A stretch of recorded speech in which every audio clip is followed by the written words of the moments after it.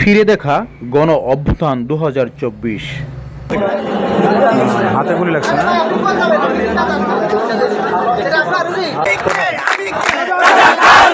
হাসিনা স্বৈরাচারী সরকারের বিরুদ্ধে কুঠাবিরোধী আন্দোলন নিয়ে সারা দেশে দানা বেঁধে ওঠে ছাত্র আন্দোলন।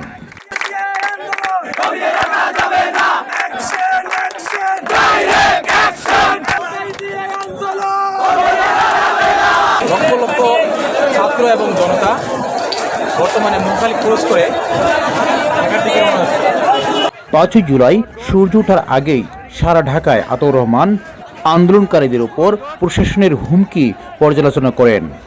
লক্ষ জনতার মিছিলটি গাজীপুর থেকে যখন মহাখালী ক্রস করে তখনই তাদেরকে রিসিভ করেন আতাউর রহমান। অ্যাকশন চলতেছে, আমি আসলাম ভাই, ওখান থেকে আমি আসলাম, অ্যাকশন চলতেছে। ছাত্র আন্দোলনটি গণ আন্দোলনে পরিণত হয়ে মহাখালী হয়ে ঢাকায় প্রবেশ করতেছে। মিছিলের সম্মুখ দলকে আতাউর রহমান বলেন, বড় ভাই ঢাকায় সংঘর্ষ চলছে, দেরি না করে দ্রুত চলে যান। বড় ভাই ব্রেক করেন না, জানগা শাহবাগে অ্যাকশন চলতেছে, আমি আইলাম। শাহবাগে অ্যাকশন চলতেছে, আপনাদের ছাত্ররা জানগা শাহবাগে। এই পানি দেন, শাহবাগে চলে যান, আমি শাহবাগ থেকে আসলাম।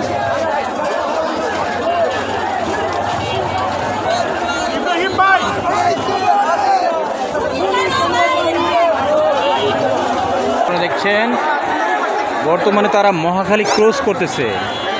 চলে যান চলে যান চলে যান। এইমাত্র খবর শোনা গেল শেখ হাসিনা হেলিকপ্টারে পালিয়েছে।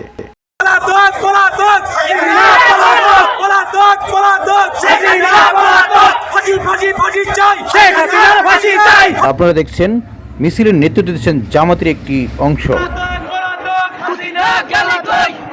কুত্তালিগের চামড়া, হাসিনার চামড়া, পলকের চামড়া, ওবাইদুলের চামড়া, শামীমের চামড়া।